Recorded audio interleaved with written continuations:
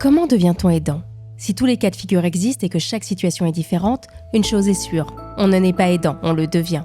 Que ce soit du jour au lendemain ou progressivement, que ce soit quelques jours par mois ou à temps complet, en présentiel ou à distance, il n'est pas toujours facile de faire face à cette situation quand elle s'impose à vous. Surtout dans la période que nous traversons actuellement, marquée par la crise sanitaire de la Covid-19 et ses conséquences au quotidien.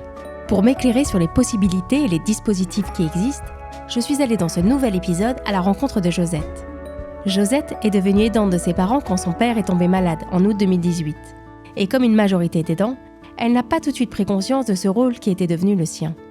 Je suis Emmanuelle Mioux, bienvenue dans le 3e épisode d'À chaque instant, un podcast produit par AG2R La Mondiale. Une précision, l'interview de Josette a été réalisée par téléphone pour respecter les conditions sanitaires. Je m'appelle Josette, j'ai 62 ans, je suis à la retraite depuis le 1er novembre de cette année. J'ai 2 enfants, un qui est étudiant. Alors je suis devenue aidante en 2018, c'était pendant le mois d'août. Mes parents étaient venus me voir en province, ils étaient venus passer une semaine ou 2 de vacances. Ils habitaient en région parisienne. Pendant ce séjour, mon père a fait une chute à la maison pendant la nuit et il a dû être hospitalisé. Ensuite, son état s'est dégradé. Quand mon papa est rentré à Paris, on lui a diagnostiqué une grave maladie du sang, qui fait qu'il a décliné rapidement et puis il est décédé très très rapidement, en octobre 2018. Je suis devenue aidante donc quand mon père est tombé malade et depuis je suis aidante pour ma maman qui n'est pas complètement autonome. C'était évident de m'occuper de mes parents puisque ce sont mes parents. Mais je ne me suis pas rendu compte que j'étais aidante, puisqu'en fait je ne connaissais pas avant ce genre de situation. C'est ma collègue de bureau, une collègue très proche, qui ayant vu dans l'intranet de notre entreprise qu'une formation pour les aidants familiaux allait se tenir, m'en a parlé. Et je me suis donc inscrite à cette formation et je l'ai jamais regretté. Ça m'a beaucoup apporté. Est-ce que vous avez été surprise que votre collègue pense à vous et vous en parle quand elle a découvert cette formation ?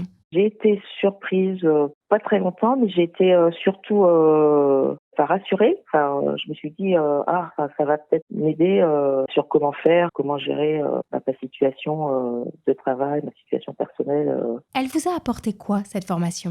On rencontre d'autres personnes qui sont en situation d'aidant familial, des situations très différentes, des personnes qui aident leurs parents, qui aident leurs conjoints, qui aident leurs enfants. Donc c'est des périodes d'échange aussi de solutions. Et le formateur nous apporte aussi beaucoup d'informations sur les dispositifs qui sont proposés par des institutions ou par les administrations. Et puis il nous dit aussi que le rôle d'aidant, il faut pas se noyer dedans. Il faut quand même toujours penser à soi.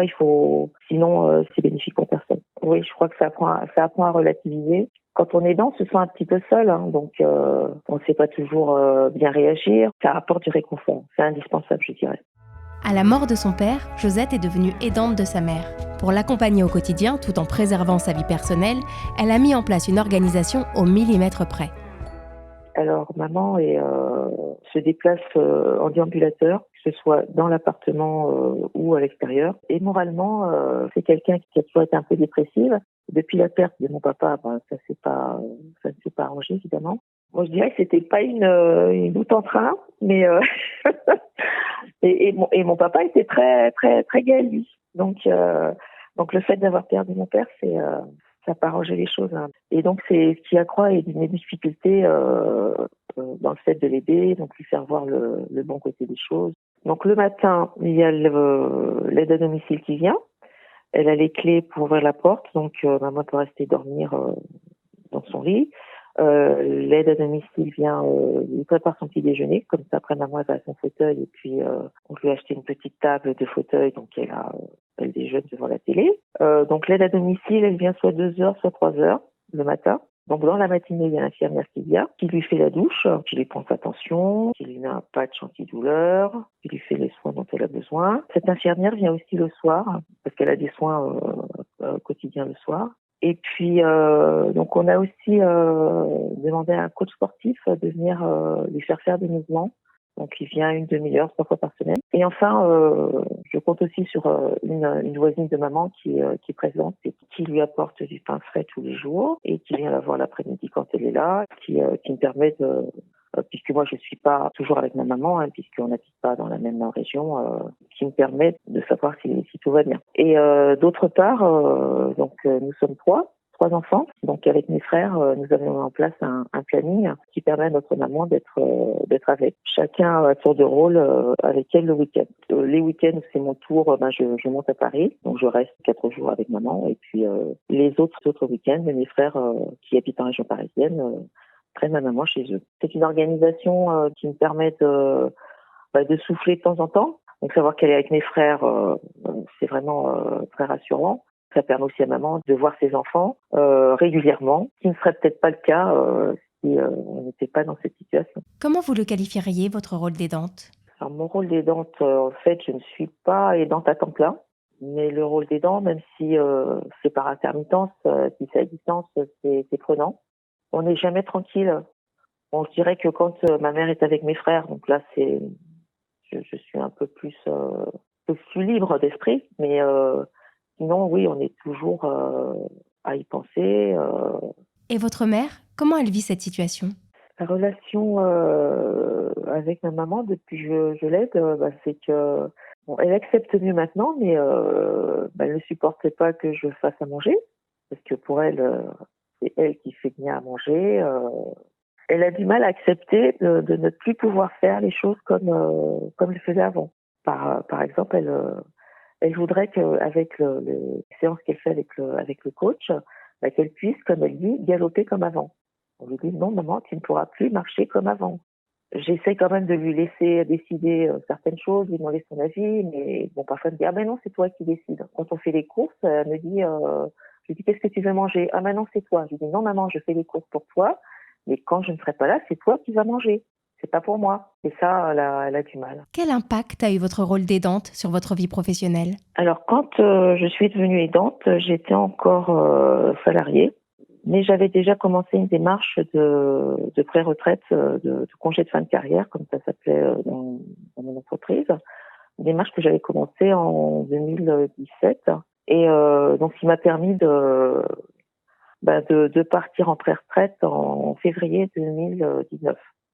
Donc, grâce à ça, j'ai pu m'occuper plus particulièrement de ma maman quand à la suite du décès de mon papa et ma maman étant dépendante, là j'ai pu vraiment m'occuper d'elle plus aisément. L'annonce du premier confinement au mois de mars dernier a contraint une très grande majorité d'aidants et d'aidantes à réorganiser pleinement leur quotidien. C'est à peine quelques jours après cette annonce que Josette a pris la décision d'aller chercher sa mère pour vivre le confinement ensemble. Maman avait toujours ses intervenants qui venaient, donc l'aide à domicile, l'infirmière, la voisine. Comme elle habite en région parisienne et comme les informations qui nous venaient de région parisienne étaient assez inquiétantes, c'est début avril, je me suis dit c'est peut-être pas une situation si jamais maman tombe malade, les hôpitaux sont surchargés, je vais pas pouvoir m'en occuper, ça risque de se dégrader très vite. Alors je suis allée chercher maman. Le 2 avril, je suis partie le matin et je suis rentrée dans l'après-midi avec elle. Et donc j'ai passé le confinement avec maman chez moi du 2 avril au 20 juin. Qu'est-ce que ça a changé dans votre quotidien ? Alors ça a changé, donc j'ai donné ma chambre à ma maman. Je vis dans une maison avec une chambre au rez-de-chaussée et puis 2-3 chambres à l'étage. Donc ça a mis du rythme, on va dire un rythme un peu plus régulier dans ma vie. Donc j'ai dû m'occuper d'elle à temps plein et c'est comme d'avoir un enfant en bas âge qui ne m'était plus arrivé depuis longtemps puisque même si j'ai des enfants, le plus jeune a 23 ans et donc toutes les activités qu'un retraité ou qu'un pré-retraité peut avoir, et bien tout ça ça dévole en éclat également. On perd de sa liberté. Donc le matin, ça va, on ne se levait pas trop tôt. Mais donc le matin, il fallait que je prépare le petit déjeuner, ensuite que je l'aide à se lever, la toilette, tout ça très tranquillement. Je suis restée quelques temps sans infirmière, donc je lui faisais la douche plusieurs fois par semaine, mais c'était un petit peu compliqué. Elle n'était pas bien équipée, donc j'ai fini par acheter une chaise spécifique pour la douche. Mais bon, quand j'ai pu avoir une infirmière, ça a été quand même vraiment un soulagement. Bon, j'habite donc dans une maison, ça nous a permis de mettre en place des petites promenades journalières. Et puis, on a même pu mettre en place des séances avec son coach Moi, j'étais à côté et donc je l'aidais à faire les mouvements qu'il nous présentait sur l'écran de l'ordinateur. Alors, j'avais même mis en place un système de projection sur le mur pour que ce soit plus grand, plus facile à visualiser. Ça mettait aussi un petit peu de variété dans les journées. Donc, le retour chez ma maman, ça a été simple. Elle avait un rendez-vous de traitement de la douleur, donc qu'on avait dû différer, donc qui pouvait être honoré. Donc, on avait cette contrainte-là. Alors, quand je lui ai posé la question si elle était contente d'être chez elle, elle a répondu qu'elle ne savait pas. Et là, je me suis dit, bon.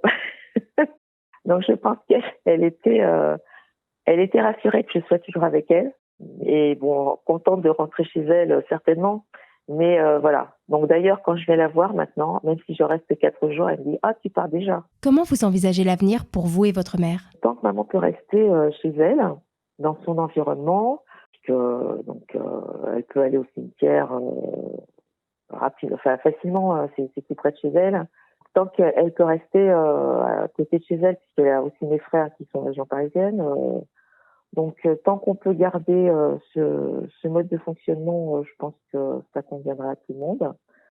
Bon, évidemment, si ça se dégrade, là, il faudra envisager des choses. Mais pour le moment, je dirais que c'est assez satisfaisant. À chaque instant, un podcast produit par AG2R La Mondiale.